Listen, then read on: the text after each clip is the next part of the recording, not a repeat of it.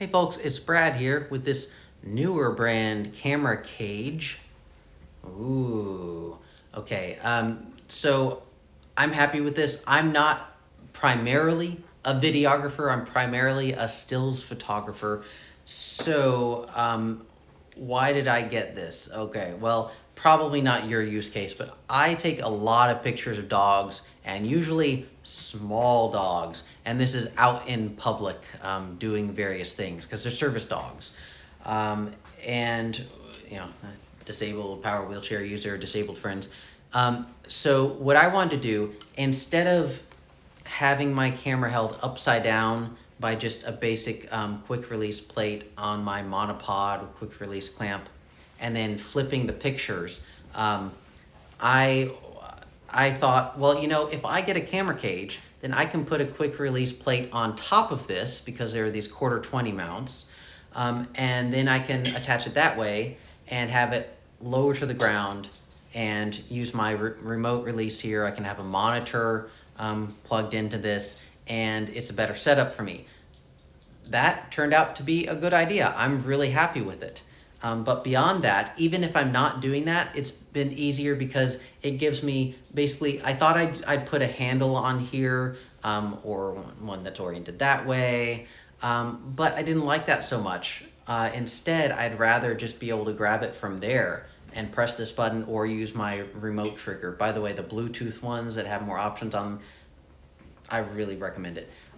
This camera cage, it fits lots of Sony camera bodies because they use the same bodies roughly across a lot of them. So this is my Sony Alpha 7 Mark IV, and it fits well. It has lots of 1/4 holes on the sides. Something that set it apart from the competition when I had the option through the Vine program to get this one or another one was the other one only had one cold shoe mount, whereas this one has two cold shoe mounts, and that fit in perfectly with what I wanted to do, which was record service dog public access testing by putting a fancy microphone on one side plugged into a phone that I was holding up on the other side, and then do my stills with this camera so I could just record video secondary to my stills. And so having those two cold shoe mounts was really useful.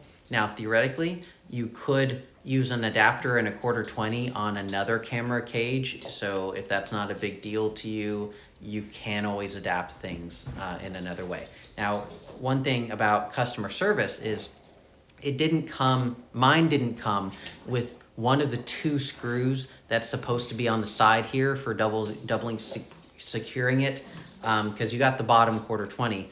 Then you've got a screw that just goes through, I'll show you on the other side, that little loop that holds the triangle that holds your camera strap. You take off those, the triangles, and then you've got that hole sticking out of there. So that gives you a second place to secure it. And the dogs are having fun over there. And that's important because without that, it was kind of moving a little bit independently of the camera, and I didn't like that at all.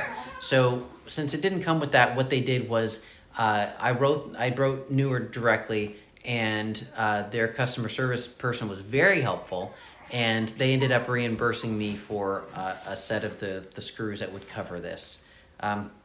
So excellent customer service.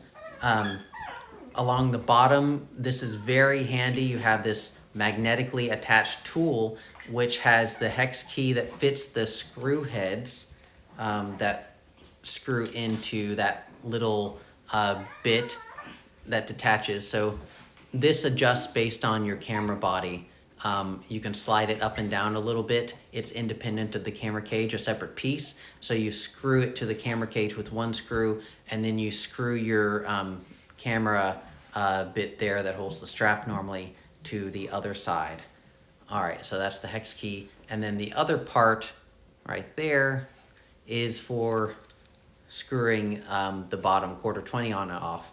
And I more often than I'd like to am in the field, and I'd like to adjust something on one of my cameras, one of these 1/4 screws, to get a quick, to get this quick release plate on or off because this is in the way for a speed light for me, but not my transmitter. My transmitter goes over the top of this just fine.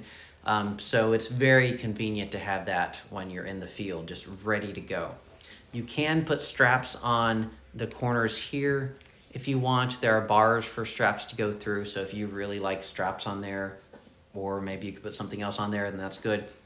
It doesn't interfere with the buttons for me, so that's nice. Everything can open well. I use the HDMI cable for my monitor when I'm shooting down low or up high, then I switch it to on there for my monopod. What I do for that, for the HDMI cable, is I actually looped it through the cage itself so that it wasn't sticking out as much. I had it more taut and closer to my camera frame, so it wasn't as likely to get caught on things. But yeah, I mean, everything else opens fine. Your battery compartment opens just fine. Your card compartment opens just fine.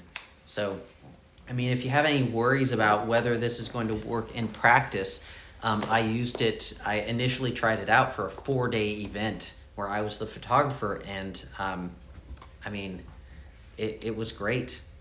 Oh, and this, I guess I should show you, for the Sony Alpha 4, if you're in selfie mode, then, it's not blocking anything there. So, I mean, it's all good. I'm happy with it. I've seen deficits in others that this one seems to remedy, and I can recommend it. I'm already scuffing it up, putting it on the ground so I can protect my camera. This is also going to protect it, as opposed to, you might be thinking about using a handle in a hot shoe mount. Some people worry that's going to damage that mount, holding the whole weight of that and heavy lens and stuff. So a cage is one way to avoid doing that, and you can just connect things to your camera to hold it by the cage instead. That has a more secure attachment to the metal body. All right, I hope that helps, folks. Take care.